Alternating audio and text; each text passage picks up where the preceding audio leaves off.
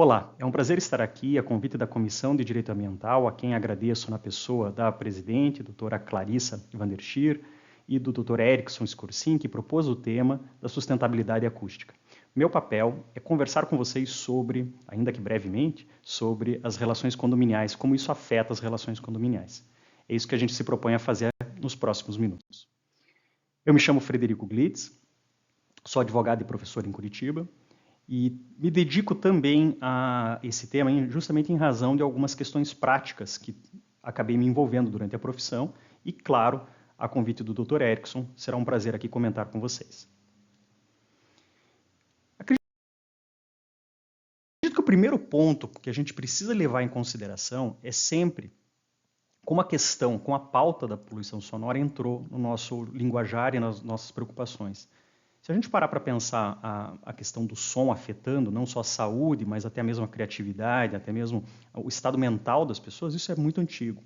Mas foi só a partir de 1910 que se começou a perceber a existência, então, de um grave problema que se passou a chamar de poluição sonora.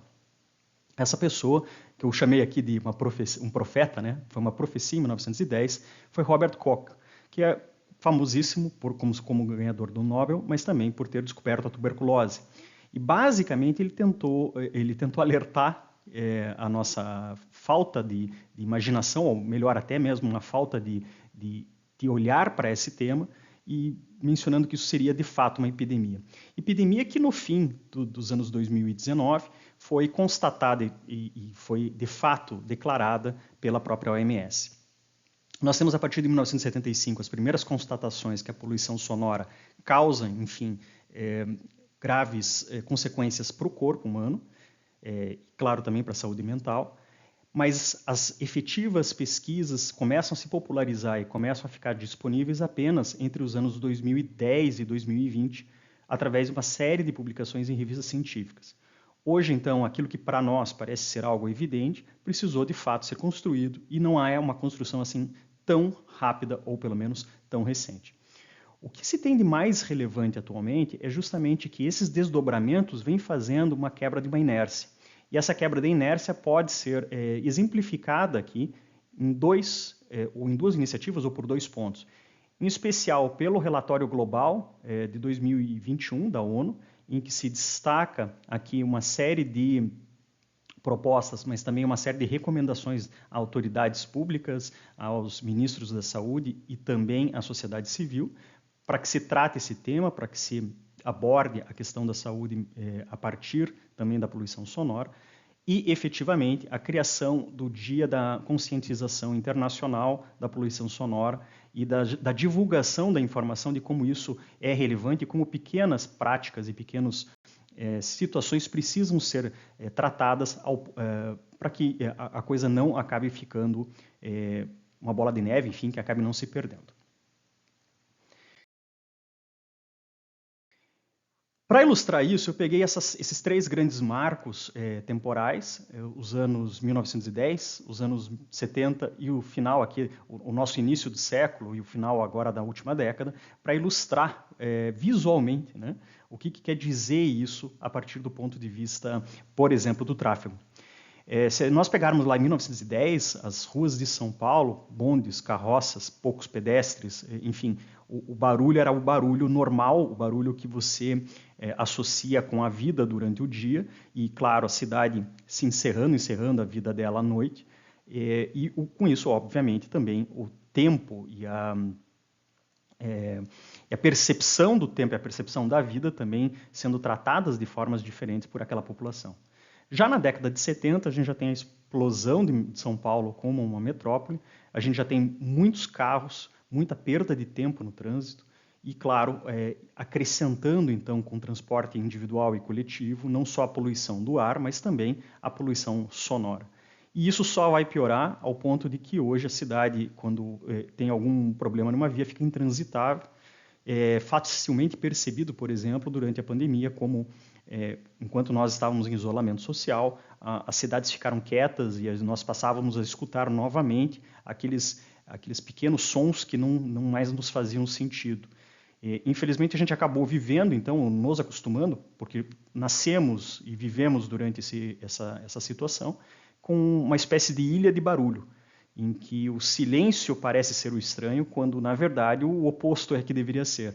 Então, não escutar o pássaro, não escutar o farfalhar das árvores, das folhas, isso eventualmente passou a ser o normal. E passou a ser também o normal escutar uma buzina, uma sirene, construção, ferramenta, gritarias e assim sucessivamente. Por que isso é relevante? Isso é relevante porque, como vocês sabem, existe uma medição, uma métrica desse barulho. Essa métrica é em decibéis, e nós temos entre os 0 decibéis, né, o limiar da audição, e os 140 decibéis, que seriam ali já o início da perda auditiva, nós temos ali um espaço muito amplo para que muitos ruídos aconteçam, alguns deles mal percebemos e outros efetivamente que acabam sendo percebidos e se tornam inclusive fonte de problemas, né? Mas para a gente ter uma ideia, o respirar, por exemplo, a mera respiração, assim como, por exemplo, uma brisa numa floresta, já produz ruído, 10 decibéis. O que a gente pode dizer e já constatar claramente é que não existe silêncio, né? O silêncio absoluto é algo que efetivamente não vai existir e nem é algo com o que nós possamos trabalhar. O que nós precisamos entender, então, é como lidar com o ruído e em que medida, né, e em que grau esse ruído pode ser tolerado. Entre a respiração, por exemplo, e uma geladeira funcionando normalmente, 30 decibéis, ou mesmo uma biblioteca silenciosa ou uma vizinhança bastante silenciosa, nós estamos ali falando de 40, 50 decibéis. A partir daí, a gente já começa a ter aquilo que se chama de perda ou dificuldade de concentração. Então, a partir dos 50, 55 decibéis, a pessoa já não consegue mais se concentrar naquela atividade que está fazendo, e se for uma atividade eminentemente intelectual, essa concentração importa perda ali da compreensão do que está sendo feito. Claro que isso sendo feito de forma sistemática, sendo feito corriqueiramente, faz então com que você consiga perceber que existirá para esta pessoa um déficit de concentração, um déficit de atenção e, claro, as perdas correspondentes. Após isso, a gente vai ter ali em torno dos 60, 70 uma conversa um pouco mais enfática, com gritos talvez, ou com uma voz mais carregada. A gente já tem ali no trânsito entre 80 e 100 decibéis, e chegando aos 130 decibéis nós teremos o limiar da dor. E ali, neste exato espaço entre o limiar da dor e exatamente aquele ruído que já está se acentuando, por exemplo, como o do trânsito, nós vamos ter os barulhos que são aqueles que talvez mais nos incomodem, como, por exemplo, motosserras, sopradores, eventualmente um show muito alto, uma música muito alta. E, claro, aqui a gente já tem também perda da audição, se isto for feito de forma rotineira, de forma reiterada. Existem vários relatos fáceis de encontrar, inclusive na internet, mas em livros também, depoimentos de cantores, por exemplo, que hoje convivem com zumbidos, em razão justamente dos shows que fazem e que acabam submetendo esses profissionais à utilização de caixas e equipamentos de som com elevada produção de ruído. Existe um caso, inclusive, de um cantor que cantou num Rock in Rio e que depois daquela, para 198 mil, salvo engano, espectadores, ou 98 mil espectadores, mas depois daquela noite ele passou a não mais escutar direito. E hoje ele trabalha com isso de outras formas, mas daí já como terapia, né? Porque justamente ele perdeu a audição. Então a gente está falando aqui já de um barulho que é excessivo. É aquele barulho, por exemplo, de um restaurante com música ao vivo, especialmente se você senta, por exemplo, próximo ao palco, em que você eventualmente não consegue sequer conversar. Eu sempre digo que nessas ocasiões, na verdade, não é nem sequer conversar, eu não consigo sequer pensar. Mas o que está acontecendo ali é que você está entre um espaço já de perda, dor, mas também de absoluta alienação, você não consegue mais se concentrar.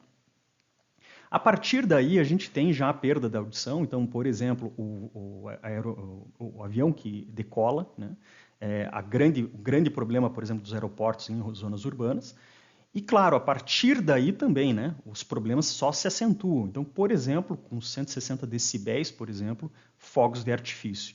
Daí a forte presença na mídia e também do Ministério Público para enfatizar, exigir e impor aqui a utilização de fogos sem ruídos que façam o mesmo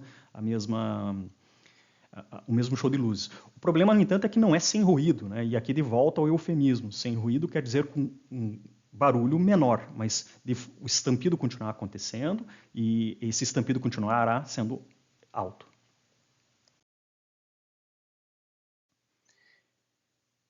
Nesse cenário, e aí eu invoco Quintana, parece que a gente trabalha com uma lógica de progresso associado ao barulho, né? Então, que a gente, na verdade, tem pelo progresso científico, pela massificação da produção, massificação do consumo, massificação, o grande incremento das cidades, a forma como hoje nós vivemos, isso faria, então, com que nós tivéssemos uma associação imediata com o barulho, né? Então, viver contemporaneamente seria viver ou tolerar ou conviver com o barulho.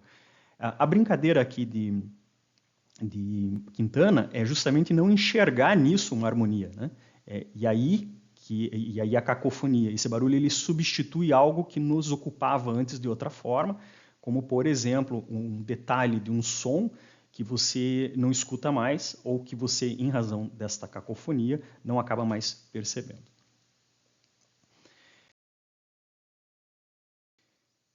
O problema, é claro, pode existir em qualquer lugar.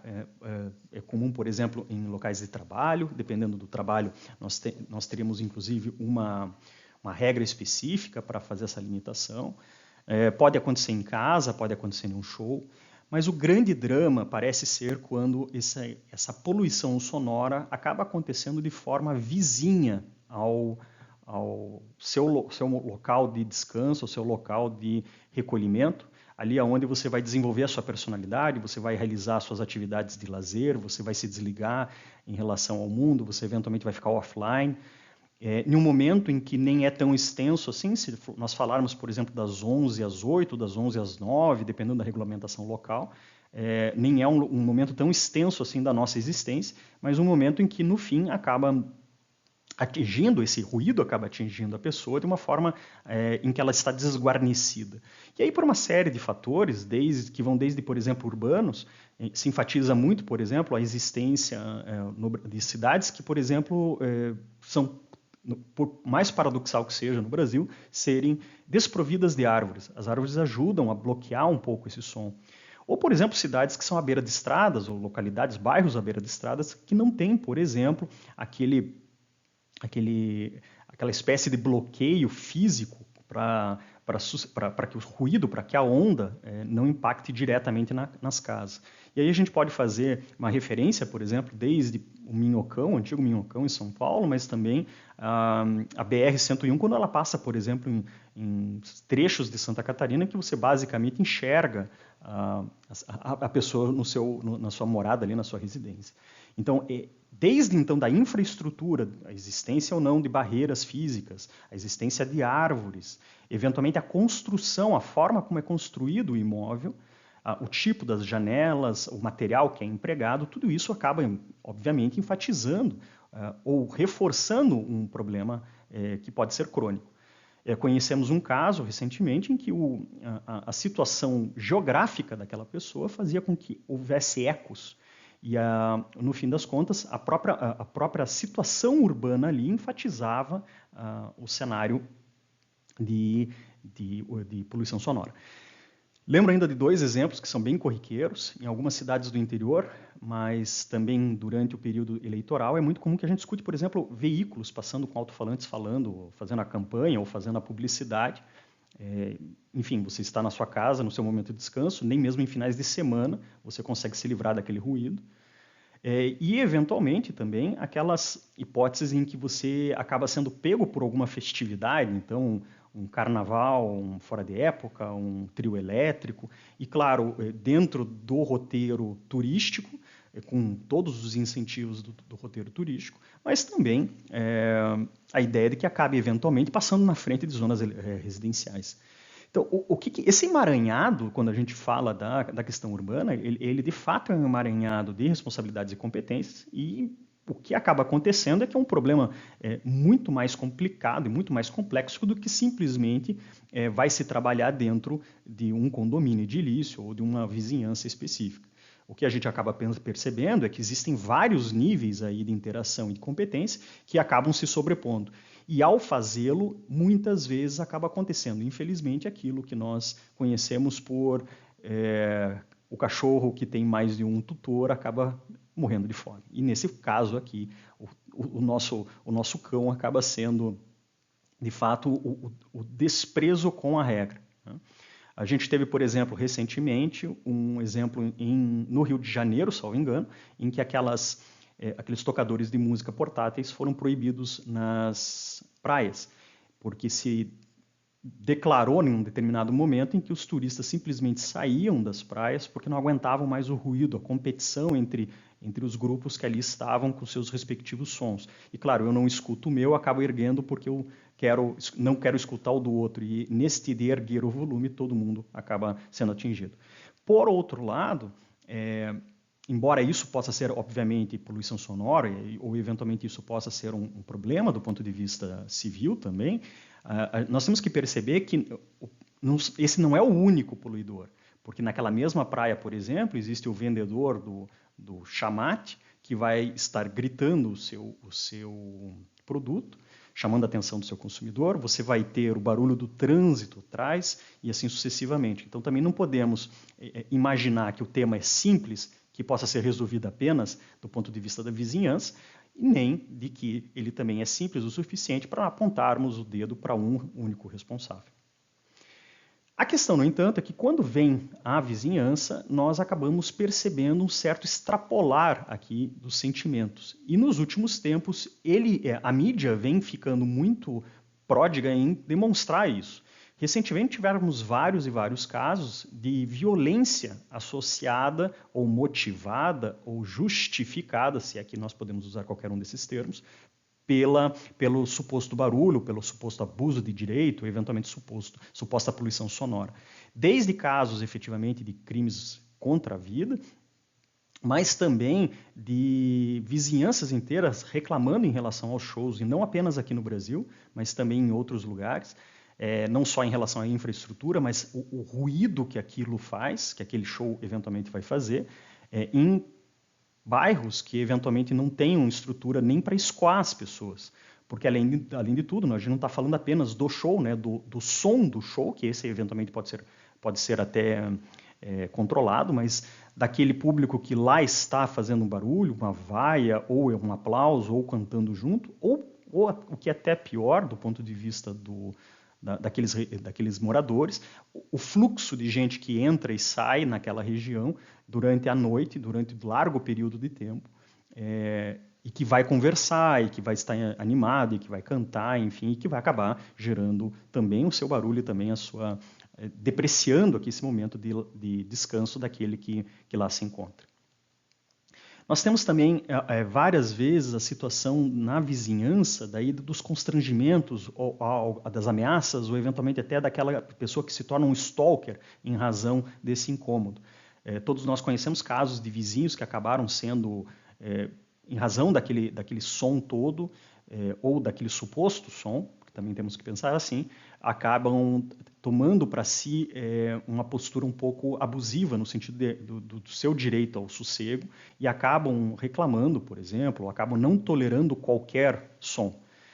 Me recordo de um caso bastante antigo em que um determinado vizinho, que cansado de muitos anos viver ao lado de uma quadra poliesportiva, não tolerava mais as crianças naquela quadra.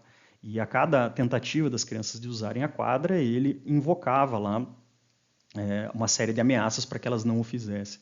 Claro que isso não acabou bem, mas o fato é que esse direito ao sossego ele não pode ser imposto como uma ferramenta de controle dos outros, e claro, como eu já disse antes, também não existirá o silêncio absoluto. E a gente precisa entender que também há o ruído que precisa ser tolerado.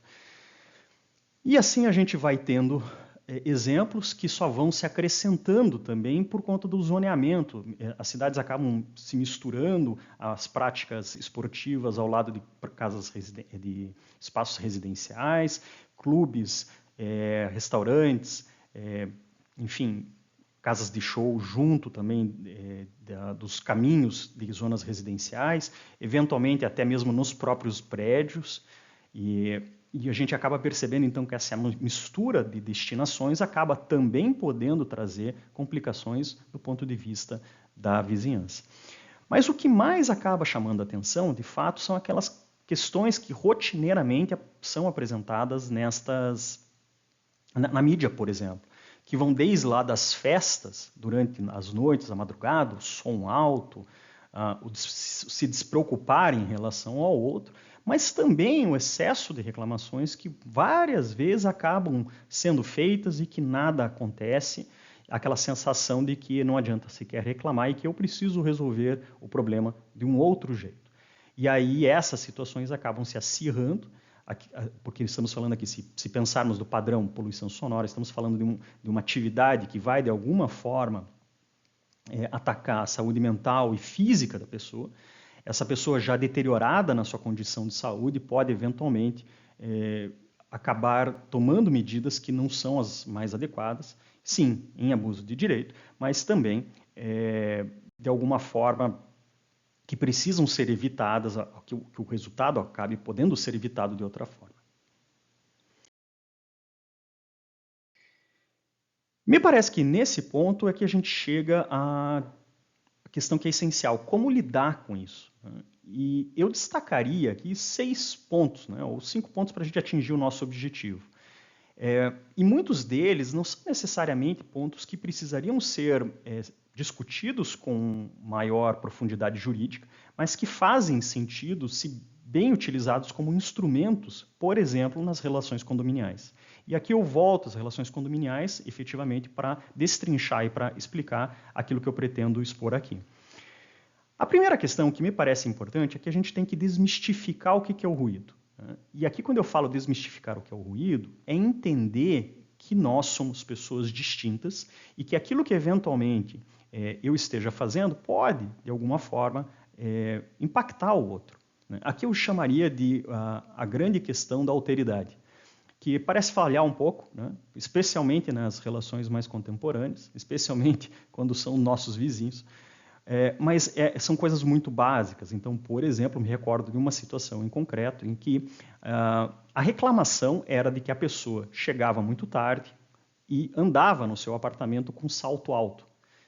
Era um imóvel antigo, daqueles ainda com tacos ao chão, e essa pessoa, era uma profissional de saúde que fazia plantões, chegava cansada em casa, nem se dava conta de que estava lá com o salto, mas ao entrar em casa, continuava caminhando com o seu salto para cima e para baixo, enfim, resolvendo a sua vida, porque tinha acabado de chegar do seu trabalho. No entanto, isso já era passada a meia-noite, quando acontecia. E a reclamação sendo feita de forma reiterada, de que a pessoa recebia visitas, enfim, não se sabia exatamente o que acontecia, mas que essa pessoa fazia esse barulho e que parecia que muita gente ali andava e fazia esse barulho propositalmente.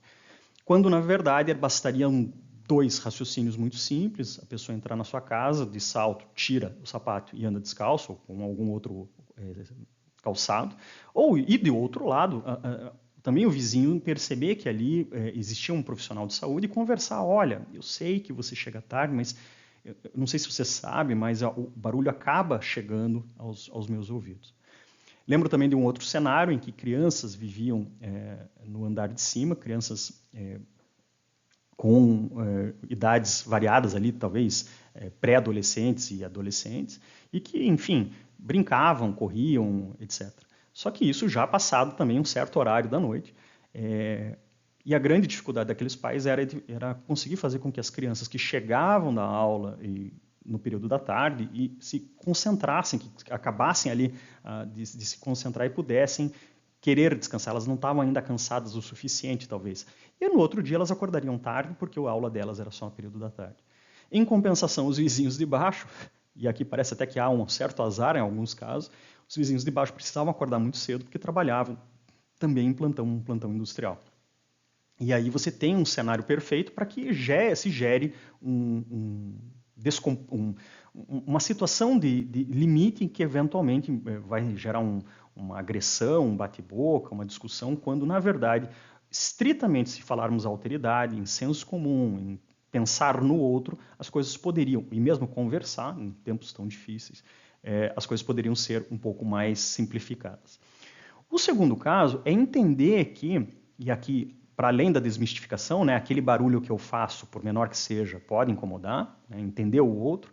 Um segundo sentido seria de conscientizar que o barulho ele tem um limite, e esse limite, eventualmente, ele pode vir a ser uma poluição. Quer dizer, se eu ultrapassar certos padrões, esses padrões invocam, ou poderão ser invocados do ponto de vista de uma responsabilização. E aí trabalhar não só com o ruído como um incômodo, como um dissabor, como a gente muitas vezes vê na jurisprudência, os julgados não dizendo exatamente qual seria a distinção entre o mero incômodo e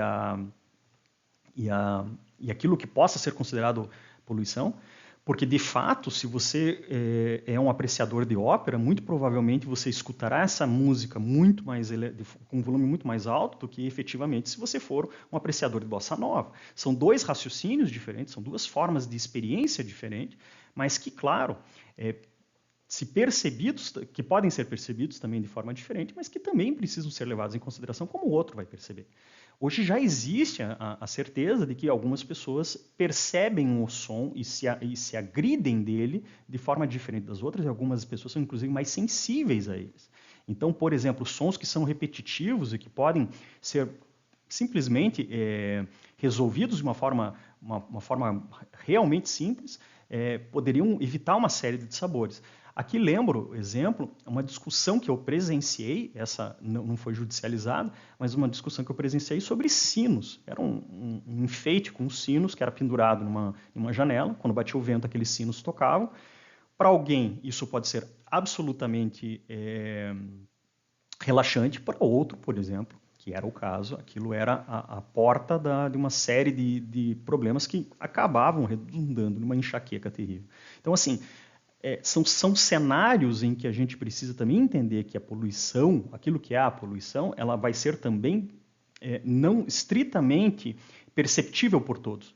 Então, aquela pessoa que, por exemplo, está ali conversando com os outros na rua, não vai perceber que a sua risada, a sua conversa, quando for já num determinado período da noite, e se o andar for abaixo, por exemplo, for um térreo, vai acabar atrapalhando o sono de alguém que está ali tentando descansar. É essa percepção que precisa também ser avaliada, e aí um segundo momento. Num terceiro momento, é debater o assunto. E quando eu falo debater o assunto, é justamente essa conversa, é esse ensino, essa lógica de dizer, olha, o fato de você andar de salto, ou o fato do teu cachorro latir assim, assado, ou o fato das suas crianças correrem assim, assado, isso gera um barulho que acaba me prejudicando. E no debate, né, não disputa, não briga, no debate se resolver essas questões da forma a permitir a convivência. Num quarto momento, a previsão. Então, após o consenso de que essa é uma prática complicada, que é uma prática que pode gerar um problema, trabalhar com as previsões de como isso poderia ser evitado, para daí, num segundo momento, efetivamente evitar, não só pela disposição, por exemplo, em instrumentos de consenso, mas também pela fiscalização que se realize. E, por fim, caso nada dê certo, quando todas as medidas suassórias não deram o resultado esperado, passar a trabalhar efetivamente com a responsabilização. E aí a gente pode destrinchar cada um desses temas. A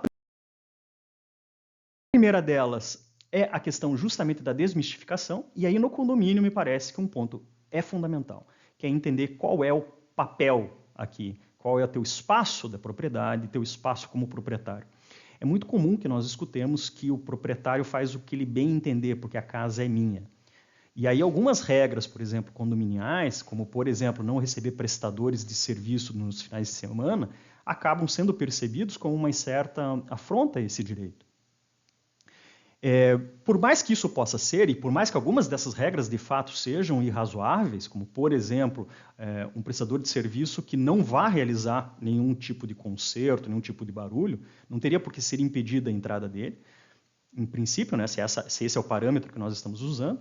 A questão toda, no entanto, é como a gente deve perceber a propriedade. E aí, uma questão que sempre precisa ser reforçada é que a propriedade não é um direito absoluto.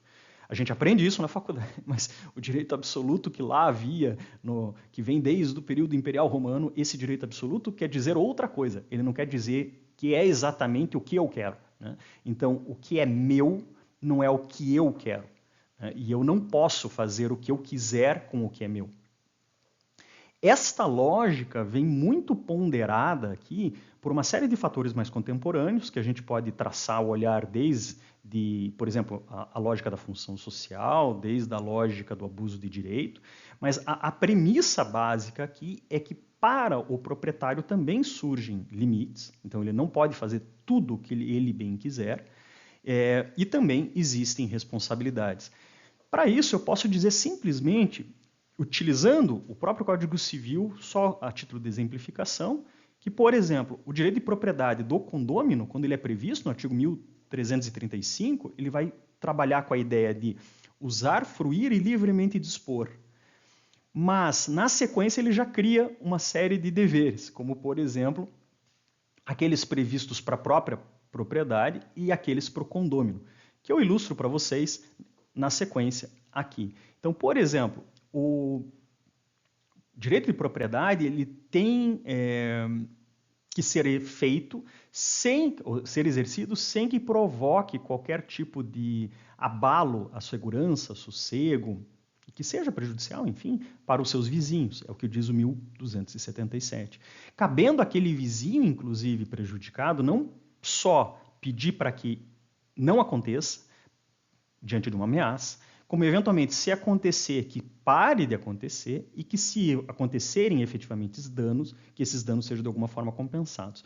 E aí, se a gente abrir o leque processual nessa leitura, nós perceberemos que não só temos tutelas inibitórias, como temos eventualmente tutelas indenizatórias ou eventualmente até perspectivas de abstenção, de incentivo à abstenção até mais gerais e amplas, né, nesse sentido a inibitória. E, por fim, a gente pode também trabalhar o artigo 1336 do Código Civil, quando ele fala especificamente do condomínio edilício, para trabalhar o inciso 4º, quando ele fala que ele não pode usar, nem pode dar destinação, o proprietário, de maneira prejudicial ao sossego, salubridade e segurança dos demais condôminos. E aí você tem já um bom radar, né, do que é uma possível limitação. Claro, essa não é a única limitação, existem outras, a gente pode partir de outras premissas até mais gerais e aprofundadas, mas essa é uma boa interpretação, um bom exemplo dessa interpretação, que é reforçado pela própria lei de condomínio, que eu acabei não mencionando, mas apareceu ali no slide anteriormente. No artigo 10, incisos 3º e 4º. Ainda, quando a gente fala da unidade, da parte exclusiva desse proprietário, isso já é uma verdade. Então, menos ainda se a gente falar, já é uma verdade, é mais reforçada essa verdade, ou seja, eu tenho menos direito aqui, ele é menos absoluto quando, de fato, falarmos da propriedade no sentido mais comum. Então, por exemplo, das áreas comuns e da sua utilização. Então, eu não posso, por exemplo, excluir a utilização dos demais copossuidores ou condôminos. Eu também não posso criar entrave para essa utilização. E aí as duas grandes ferramentas que nós dispomos nos condomínios para regular essa perspectiva, se a propriedade ela acaba sendo regulada pela lei de uma forma mais ampla, no específico a gente consegue regular não só a utilização das áreas comuns, mas também como deve acontecer o comportamento desse condômino. E aí eu destaco a convenção e o regimento, desde, obviamente, que tenham sido regularmente aprovados por assembleia convocada adequadamente. E aí eu gancho para um segundo momento, que é a conscientização. Quando a gente fala de conscientização, é a percepção de que, sim, de um lado, não existe silêncio absoluto, existem barulhos com os quais nós precisamos conviver e que, portanto, precisam ser tolerados, e isso é fácil de perceber. Se a gente pegar a legislação, por exemplo, local, qualquer município, vocês vão ver que existe uma banda, né? Uma ampla, um mínimo e um máximo de decibéis que podem ser produzidos a depender do período e do zoneamento, do período do dia e zoneamento. E isso já é significativo, já quer dizer que barulhos são toleráveis dentro daquelas perspectivas. Mas a gente também tem que perceber o outro lado, que aquilo que extrapola esses limites, aquilo que pode ser considerado a poluição, acaba sendo não só um incômodo, não só um dissabor, não só uma chatice, como todas as expressões que provavelmente vocês já ouviram, mas também a violação de um direito humano, a violação de um direito fundamental e, consequentemente, um exercício de um direito de propriedade em desacordo com a sua função. Explico um pouquinho melhor. Nesse QR Code, vocês vão ter a resolução da ONU de 2022, que declarou a sustentabilidade ambiental, entre elas a sustentabilidade acústica, como um direito humano. Então, consagrado definitivamente, sem necessidade de maiores estudos ou maiores digressões em torno da derivação deste princípio a partir de outros, mas consagrado como direito humano. A perspectiva do direito brasileiro, a partir da constitucionalização, foi de capturar isso em alguma medida, e isso já foi feito em 88, e transformar essa perspectiva também num direito fundamental. E aí a gente pode, desde pegar o artigo 5º, quando ele fala de direito à propriedade, e também exercendo uma função social, até quando a gente fala lá do artigo 170, da liberdade econômica, e mesmo da proteção do meio ambiente como um bem de todos. Então, consagrado também como um direito fundamental a lógica da proteção ao meio ambiente. E dentro dela, claro, a sustentabilidade acústica. Mas o que é o mais relevante aqui para nós é que esses dois elementos, o direito humano à sustentabilidade acústica e o direito fundamental a esse mesmo bem, faz com que o conceito de propriedade seja renovado. E aí, esse é o grande destaque que a gente tem dentro da codificação de 2002, que foi justamente a adoção de cláusula geral, de uma metodologia que denominamos cláusula geral, para fazer com que este conceito de propriedade, então, a expressão é literalmente, né? A propriedade tem que ser exercida nos limites da sua função social. Muito bem, o que é a função social? Isso é alimentado por esses conceitos que vão vir do texto constitucional, ou dos tratados de direitos humanos, ou dos mecanismos de direitos humanos e instrumentos de direitos humanos que o Brasil participe, para alimentar esse conceito. Então, hoje parece relativamente simples dizer que quando se exerce o direito de propriedade, está se exercer um direito que precisa ser funcionalizado do ponto de vista do seu exercício. E que, correlato no direito civil, que se exercido de forma a desrespeitar esse condicionamento, se estará diante de um abuso de direito. O abuso de direito, antigamente, dava a entender que seria muito mais uma lógica quase intencional, quase de buscar criar através do exercício desproporcional do seu direito, criar um dano a terceiro. A gente não trabalha com essa mais categoria, essa intencionalidade, ele é quase objetivo, digamos assim, na análise, e quando a gente menciona abuso de direito no artigo 187, a gente fala estritamente do exercício do direito em desconformidade, por exemplo, com a sua função econômica e social. Então, a adoção de um comportamento que pode ser eventualmente caracterizado como antissocial, de criar excesso de ruídos, se criar, por exemplo, barulho e uma poluição sonora de tal forma comprometedora do convívio daquela pessoa naquela determinada comunidade condominial, se pode até trabalhar com a ideia de que essa pessoa de fato não está exercendo o seu direito de propriedade de uma forma adequada e, portanto, traz para si uma série de consequências.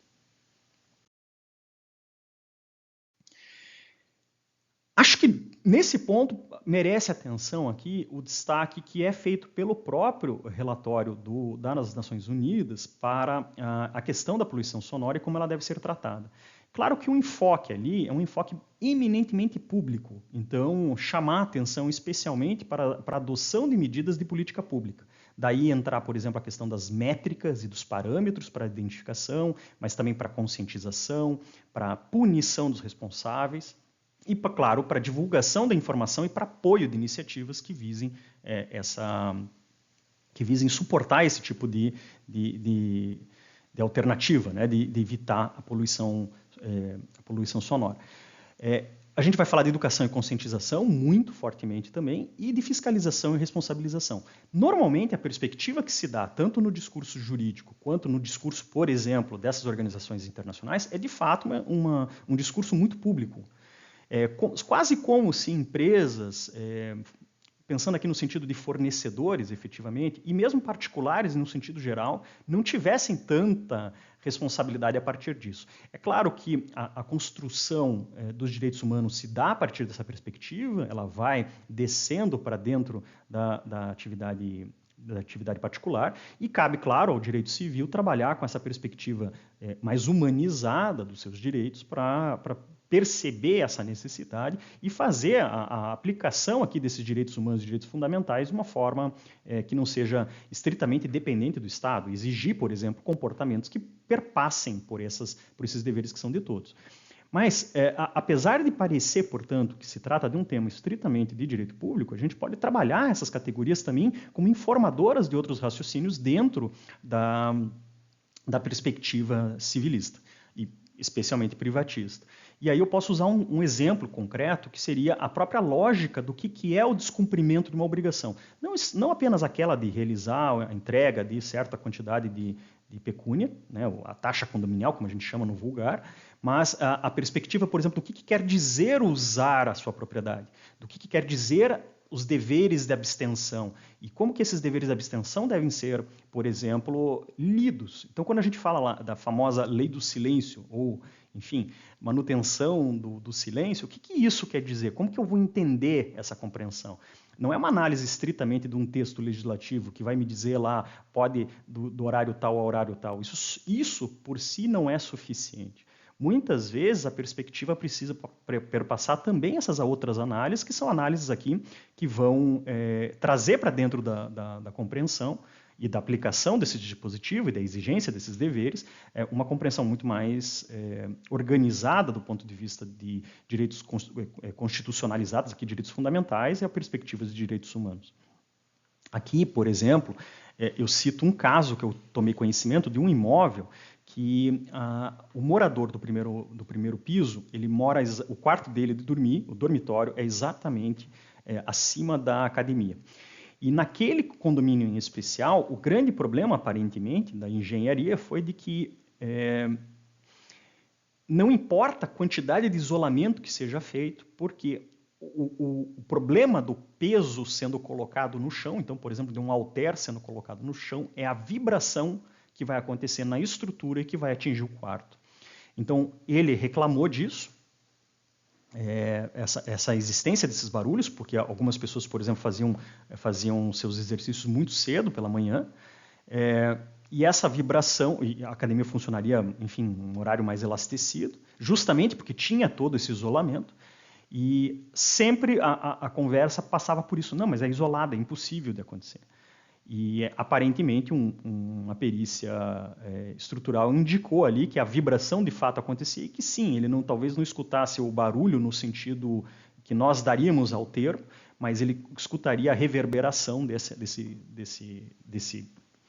ruído dentro da sua estrutura.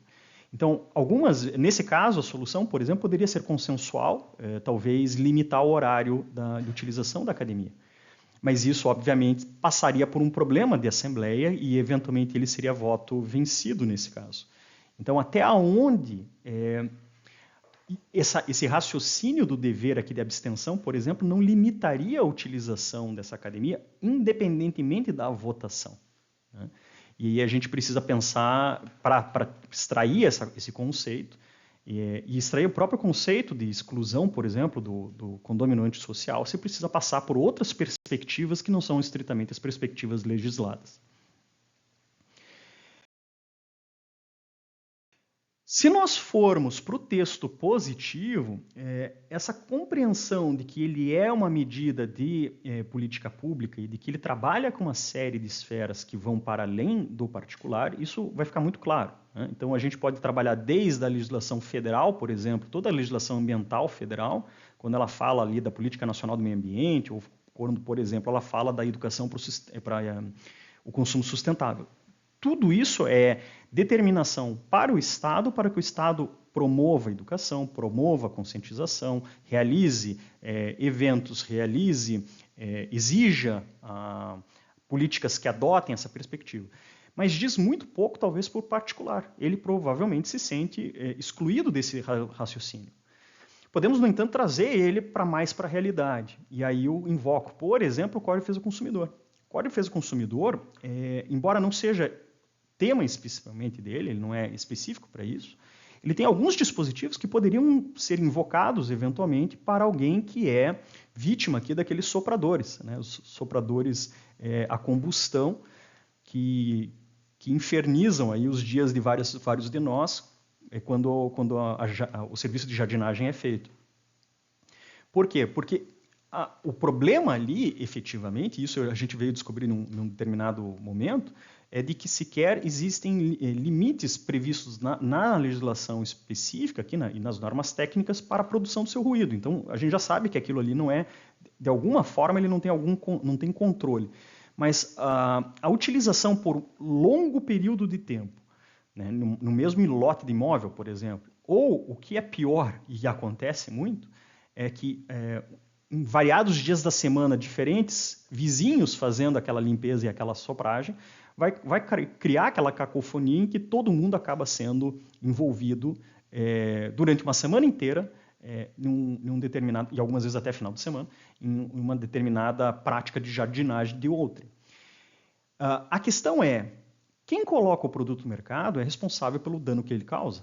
Se sabe que não há controle disso, que não há que há a possibilidade de produção de ruídos acima do permitido, por exemplo, naquele zoneamento, 65 decibéis, por exemplo, isso de fato gera uma responsabilidade e é objetiva. Aqui a gente está falando de um terceiro que é vítima de um acidente de consumo.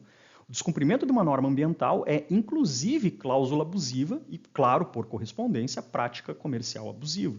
Então, nesse caso, a gente poderia até associar, ainda que eu não tenha visto uma decisão, ainda não tenho encontrado uma decisão nesse sentido, podemos associar o raciocínio de que aquele que coloca o produto no mercado e sabe que ele vai produzir um ruído acima do que lhe seria permitido, pode vir a ser responsabilizado pelo ruído que é produzido. A grande crítica a esse raciocínio é o raciocínio que foi feito, por exemplo, às armas de fogo, né? Então, quem coloca um produto que é conhecidamente perigoso não poderia ser responsável pelo uso que se faz dele. O que se trata aqui é que o uso que se faz desses equipamentos, ele é em si gerador da poluição. E aí, portanto, se teria uma possível responsabilidade. Outro exemplo é aquele que eu comecei a nossa conversa dos carros de som.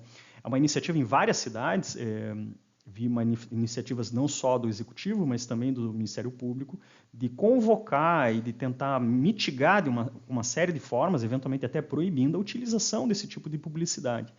Em algumas cidades do interior elas acontecem ainda, então se transita e aí se acumulam talvez dois problemas, né? A poluição sonora e também a pegada de carbono aqui para uma publicidade que talvez pudesse ser feita de outra forma, um rádio, etc. Mas o fato é que esse também é um cenário, e é um cenário que não vem sendo enfrentado com a uniformização que talvez se esperasse para ele. E a gente nota isso especialmente em período eleitoral. Período eleitoral, a gente tem uma cacofonia sendo colocada à nossa disposição, quer queiramos ou não, e isso acaba gerando a poluição que depois não importa na responsabilização. Também podemos invocar legislações municipais, e aqui eu trouxe a título estritamente de exemplo a legislação curitibana, e aí vocês têm, nesse quadro que é projetado, vocês têm a diferença que eu falava para vocês entre o período do dia, a quantidade de decibéis possíveis e o tipo de zoneamento. Muitas vezes, no entanto, esse zoneamento misto, né, entre industrial e residencial, comercial e residencial, acaba gerando uma série de transtornos. Eu lembro de um caso em especial que nós conhecemos, que é uma situação que envolve uma área que era eminentemente residencial e que hoje virou um corredor de deslocamento, o que nós chamamos em Curitiba de uma avenida rápida, e esse eixo de deslocamento acabou gerando o afastamento das pessoas que antigamente lá moravam e virou uma zona estritamente comercial ali, de escritórios, enfim, de empresas. Mas aqueles que ainda habitam essa região ainda conservam ali o seu aspecto residencial e acabam sendo afetados, então, por exemplo, ruídos que sejam anormais, né? que vão desde situações de utilização, por exemplo, de equipamento pesado em oficinas mecânicas, até gente que transita ali em determinados horários em razão, por exemplo, de filas médicas ou a necessidade de atendimento hospitalar. Então, o que acaba acontecendo é que, nesses casos, vocês têm também um outro problema, que é justamente a desorganização aqui do urbanismo, um problema que é muito mais complexo do que efetivamente se pode pensar do ponto de vista da vizinhança. Também podemos trabalhar com normas infralegais, como, por exemplo, as normas técnicas, desde a ABNT, que, por exemplo, estabelecem a forma como é feita essa medição, até resoluções do CONAMA, né, e do Ministério do Trabalho, trabalhando aqui com o parâmetro de ruídos que pode ser submetido e a quanto tempo é possível de ser submetido a um determinado ruído para determinadas operações serem consideradas insalubres. Então, o marco legislativo nós temos, só que como são uma série de situações que são muito mais interdisciplinares, a gente acaba não percebendo essa comunicação entre todos eles, que poderiam ser muito, muito úteis justamente para a gente poder debater e efetivamente prever o problema da poluição sonora, especialmente em condomínios.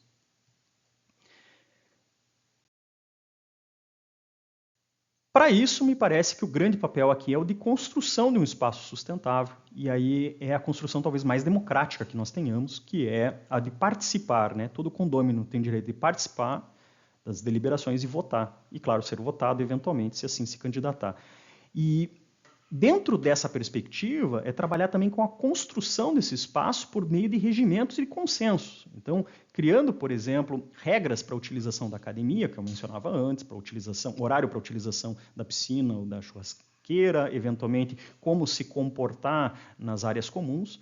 E essa forma, criar esses consensos pelo debate e pela vinculação através de instrumentos normativos, criaria um cenário não só muito mais fácil de ser convencido, um convencimento muito mais simples, porque eu participo da discussão, eu conheço a realidade dos outros, mas que acabam sendo muitas vezes pouco explorados, seja porque as assembleias acabam se perdendo muitas vezes, a condução é feita de forma amadora e acaba se conduzindo ou para discussões pequenas, para brigas que não resultam em nada, para discussões que deixam a desejar, inclusive em termos de educação, e acabam se perdendo uma oportunidade muito boa de se fazer essa construção, né? Lembrando que quem participa de uma assembleia, a convenção, uma vez aprovada, ela é obrigatória para todos, mesmo que eu chegue depois no condomínio, e mesmo que eu não participe ou que eu discorde da decisão de uma assembleia, ela me obriga. Então, uma vez aprovado um regimento que limite, por exemplo, o horário de utilização de uma academia para um horário, por exemplo, comercial, isso é oponível a todos, e quem descumprir estaria aqui no âmbito já de descumprimento das normas condominiais.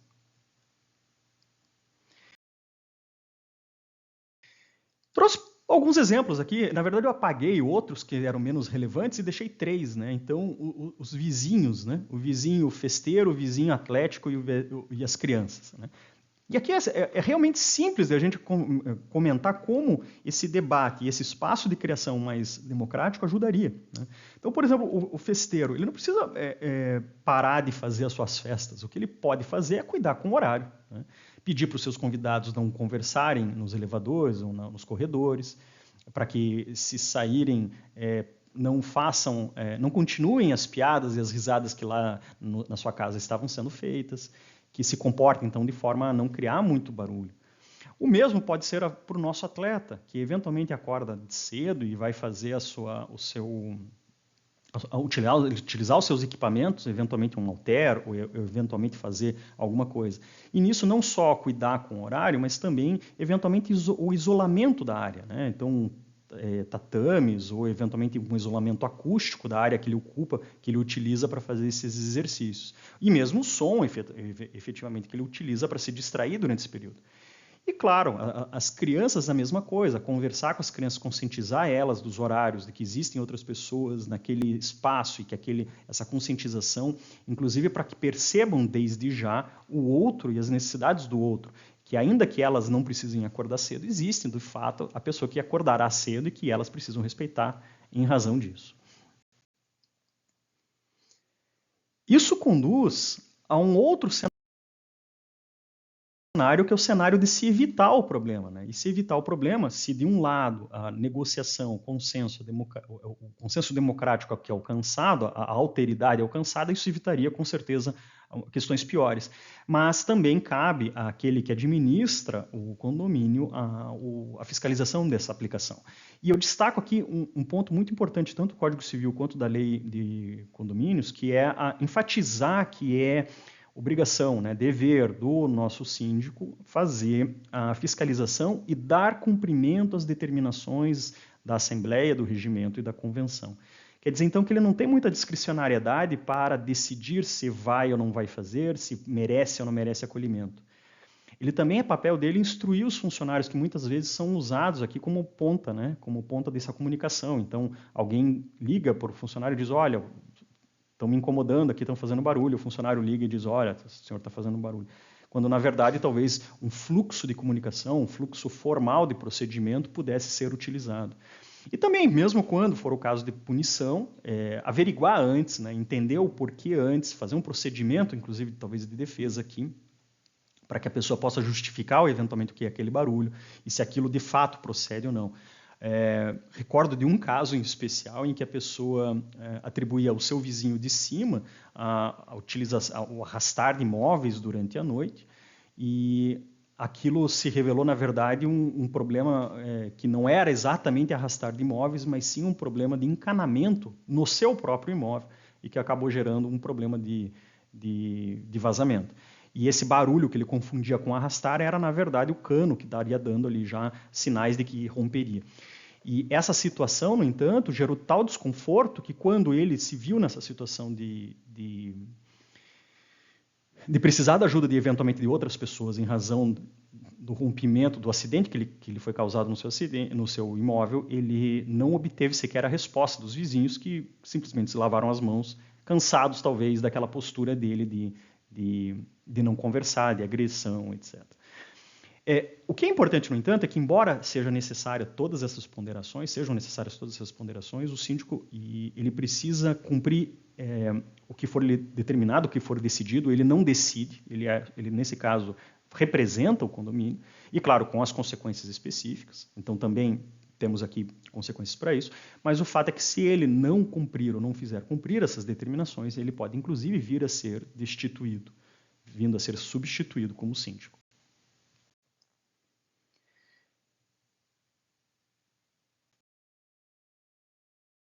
O cenário mais não desejado ou inadequado seria justamente o de responsabilização. E aí a gente faria, em princípio, dois problemas, né? O primeiro, de responsabilizar o próprio condômino. O Código Civil prevê isso, ele prevê não só para aquele que descumpre os seus deveres como condômino, consequências, notadamente multas. Essas multas podem ficar maiores, dependendo do tipo de comportamento. Se ele for um comportamento reiterado, 5 vezes a própria contribuição, ou se eventualmente ele for considerado antissocial, pode chegar até 10 vezes a própria contribuição. E hoje já se fala, por construção jurisprudencial e doutrinária principalmente, a possibilidade de exclusão do condômino antissocial, que vai desde a, entre aspas, expulsão dos inquilinos aqui, eventualmente, e responsabilização, claro, do proprietário do imóvel, mas também, eventualmente, um cenário ainda mais grave, que seria o próprio condômino, o próprio coproprietário tendo os seus direitos de propriedade sendo limitado a esse ponto. Lembrando que aqui essa limitação ela é alimentada dentro desse conceito do antissocial, do condômino antissocial, a partir da perspectiva